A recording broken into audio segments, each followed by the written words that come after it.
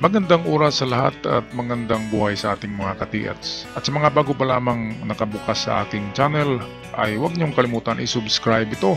Pindutin ang red button down below. Ang ating episode ngayon ay tungkol sa Humble Carabao. Tinatawag ito na Sherlock Holmes of treasure hunting kasi minsan sa recorded history ng treasure ay hindi lang ito minsan ang Carabao ay palaging natisod sa rice field, palaging nakaapak ng treasure na nakalagay sa concrete cement. Totoo yan. Kahit yan siguro sa lugar nyo ay merong ganyan na nangyayari na natamaan ng daro ng araro ng Carabao ang concrete box of gold. Ito ang Carabao ay ginagamit din na pang tourist attraction, di ba? Kaya ang Carabao ay nakakahanap ng treasure. Bakit nga ba?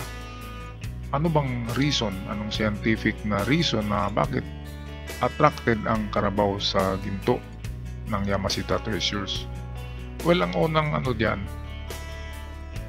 ang unang dahilan ay dahil sa ang ginto kapag naiinitan, natatamaan kasi yan ng radiation kasi kahit nakabaon yan, ang ginto ay mag-absorb ng init. At ang init na yan ay ibabalik ng ginto palabas, pabalik sa surface. Ngayon, dahil ang Carabao ay naglulublob talaga yan sa putikan, ay minsan malamig ang panahon, tapos paglublob niya sa putikan ay malamig din. Kaya umahanap siya ng isang lubluban na warm. Ngayon, dahil ang ginto kapag marami gold bars ay merong na-restore na init galing sa sun at inirelease yan. Yan yung na-feel ng Carabao kasi ang Carabao ay meron make that 6 sense. 6 na senses ang Carabao.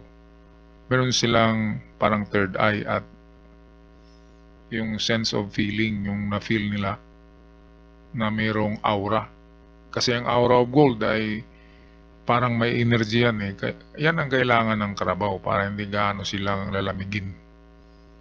Okay, ano nga bang pangalawang rason kung bakit nakatsamba ang Carabao ng itong treasure in the rice field? Kasi sa rice field, sa Basakan, sa Palayan palagi yan natagpuan ng Carabao. Pangalawang rason yan ay nag-iiwan ng sinkhole ang ibinaon na kayamanan. Kasi matagal na yan, katulad dito sa drawing natin. After 20 years or 40 years or 80 years ago, ang hinukay nila kasi hindi compact yun, ay mag-sink na yun. At nang mag-sink ang hukay, ay dito ang tubig, nagpupundo. Parang mayroon ng pond, parang maliit na bathtub, di ba? Kaya nang makita ng Carabao, kasi malambot din ang backfill, ay nagpuputik siya at merong tubig. Kasi siya nga ay hukay, di ba? Hukay noon. Kaya isang palatandaan, nag-sink ang lupa sa inyong palayan, na matigas na lupa sa tingin nyo, pero nag-sink siya, parang pabilog. Ang dinilubluban ng Carabao. So pwede ang sinkhole na yon ay may ibinaon. Kaya sa tagal ng panahon, ang lupa ay bumaba. At doon nagpupundo ang tubig. At yun ang paborito ng Carabao. Kaya yun, hindi alam ng Carabao na may ginto Hindi ko sinabi na alam ng Carabao na may ginto. Pero dahil sa ganyan na mga sitwasyon na mayroong sinkhole, ay doon talaga ang Carabao parang naliligo ng putik. So, ang mga nasa palayan na hindi yan mga bunker. Yan yung it's either a giveaway or a small deposit or small stash or individual soldier or quick deposit. Yan lang yan kasi nilalagay sa binubuhusan ng semento. Ang karamihan size niyan ay 2 by 3 feet by 2 feet. 2 feet ang kanyang width, ang length ay 3 feet, Ang height ay 2 feet. Ganyan kalaki ang mga nakuwang concrete box na may lamang gold bars sa mga palayan. Hindi yan malalim kasi natatamaan yan ng araro eh. So ibig sabihin, ibinaon lang yan ng 3 meters, 2 meters noon. At dahil ang palayan ay napapatag yan, sa pagbaon nila noon ng hapon yan, ay hindi pa yan palayan yung mga lugar na yan. At dahil sa inararo na ito, kinukultibar ang lupa, kaya nagiging flat at level, kaya bumababaw siya. At natatamaan, kasi mga mababaw nga na pagkabaon eh. 3 meters, 2 meters, yung minamadali lang. Hanggang balikat lang yan eh, ang pinaka malalim sa mga nagmamadali sa pagbaon. Pinakamalalim ay hanggang balikat. So kung hanggang balikat, wala pang 2 meters yan, 1 meter mahigit lang yan. O 2 meters, eksakto, kapag matangkad na hapon ang nagukay. Kaya, yan ang mga lugar kung saan ang karabaw dahil sa malambot ang backfill na lupa, ayun yung inaano ng karabaw. Doon sila parang naliligo kasi malambot ang lupa at may basa na tubig. Basa ang lupa na may tubig. At magiging ano siya, yung mud or muddy or yung sa Bisaya, tunaan, magiging tunaan siya. Yung lubluban, magiging lubluban ng kalabaw.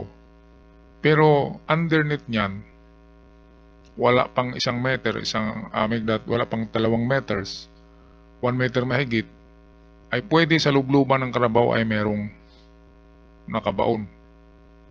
Kaya ang gawin nyo ay tusok-tusukin nyo kung may kabilya kayo, makakita kayo ng lubluban ng kalabaw sa palayan, ay tusok-tusukin nyo yan ng kabilya. At kapag may matamaan na parang flat, sa lalim na 1 meter to 2 meters, ay pwedeng yan nga ang treasure na itinuro ng karabaw without knowing. Unconscious, hindi alam ng karabaw pero na-feel niya na merong energy, merong init, merong amoy na gusto niya ginto.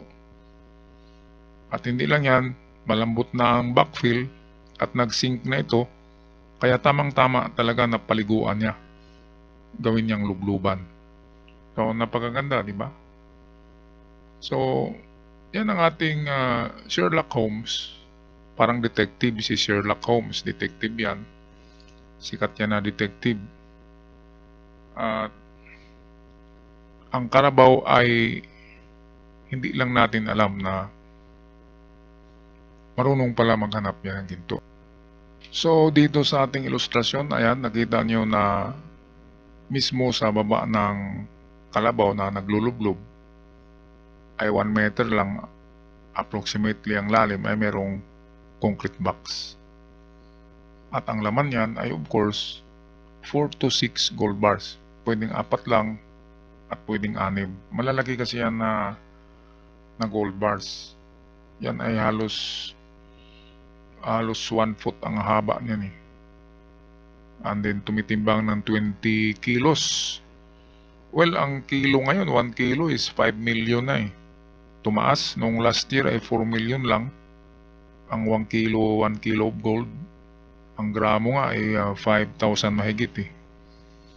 Kaya sa 20 kilograms of gold bars times 5 million, nako, mayaman ka na kahit 4 lang. Itong kasunod na ilustrasyon, itong treasure sa tuktok ng bundok, ito yung doon mismo sa lugar ng aking lola.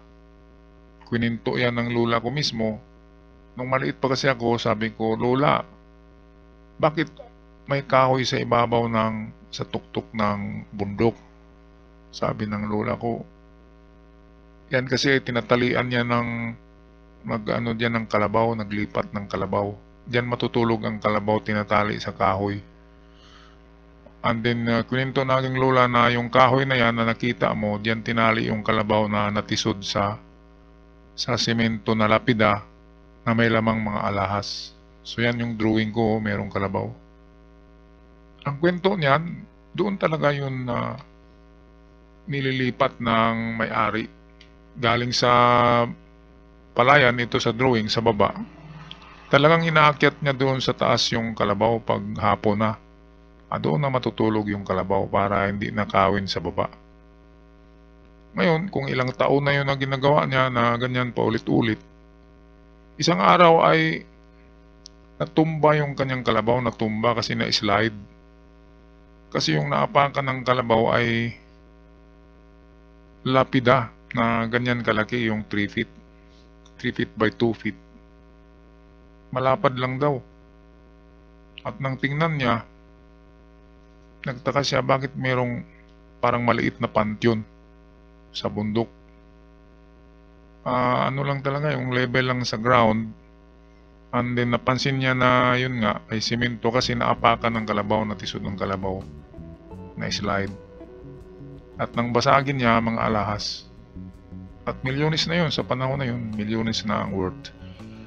At sa lugar na yun, yung nakapulot ng kayamanan na yun dahil sa kalabaw ay siya yung unang nakapagawa ng malaking lansa, pampasahero na lansa.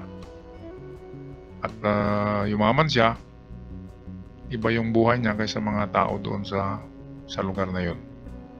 Talagang walang sikretong maitatago eh. Kasi hindi mo ang usok pwedeng itago ang usok eh. Sumisingaw talaga ang usok. Kaya yun, nabulgar din yung sikreto niya na yung kalabaw niya pala ay natisod sa lapida box sa malapit sa kahoy lang talaga. Di ba kung magtali ka sa kahoy, ang tali na binigay mo sa kalabaw na allowance ng tali, ang haba, ay nasa ano lang yan, 5 to 6 meters, di ba? Eh kung mahaba-haba, mga 7 meters, 8 meters, ganyan. Kaya yun talaga ang mga distansya ng mga ibinaon na treasure sa marker na kahoy. At alam nyo ba, itong nasa drawing ko kung anong similarity niyan sa Japan.